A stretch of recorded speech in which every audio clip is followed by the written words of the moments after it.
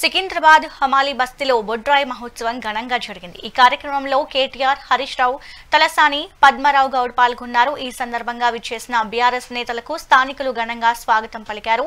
స్థానికంగా ఉన్న సమస్యలపై బీఆర్ఎస్ నేతలు ఆరా తీశారు। తమ ప్రభుత్వం అధికారంలోకి రాగానే సమస్యలను పరిష్కరిస్తామని హామీనిచ్చారు।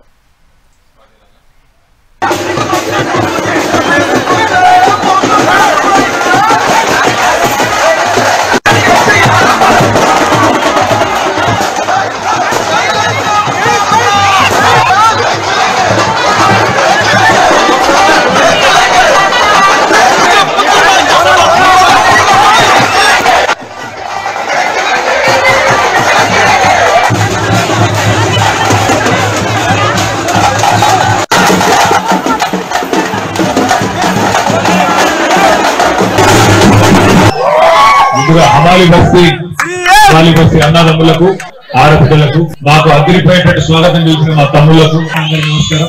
పల్లెటూరులో మొత్తం బొడ్రాయి పండుగ హమాలి బస్తీలో, సనత్ నగర్ లో, సికింద్రాబాద్ లో ఇంత జోరుదారుగా మా సీనియర్ ఏదైతే పండుగ చేస్తుందో సీనియర్ మొత్తం బీఆర్ఎస్ కుటుంబ సభ్యులందరికీ పేరు పేరున హృదయపూర్వకంగా శుభాకాంక్షలు। మీ అందరితో నా ప్రార్థన ఒకటే, మీరు ఇవాళ పండుగ రోజు పండుగ అంటే ఇవాళ మొత్తం కుటుంబం అంతా ఇవాళ బ్రహ్మాండంగా అందరూ మహిళలందరూ మంచి శృంగారించుకొని చక్కగా కొత్త చీర కట్టుకొని చాలా చక్కగా తయారై మా పిల్లలు కూడా అందరూ తయారై వచ్చారు।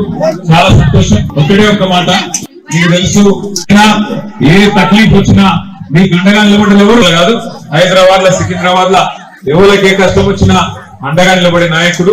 అట్లాంటి నాయకుడు నాయకత్వంలో తప్పకుండా గత 10 సంవత్సరాలు ఎట్లయితే బ్రహ్మాండంగా మనం హైదరాబాద్ నడుపుతున్నామో రేపు కూడా అట్లే నడుపుతున్నాం।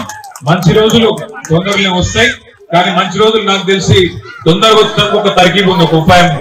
ఆ ఉపాయం ఏమిటిది అంటే ఎప్పుడు ఓట్లు ఎప్పుడున్నాయి? నవంబర్ 11 నాడు జూబ్లీహిల్స్ లో ఎలక్షన్ ఉంది। ఎరికేనా? మీకు చుట్టాలు ఉన్నారా? ఎవరన్నా దోస్తులు ఉన్నారా?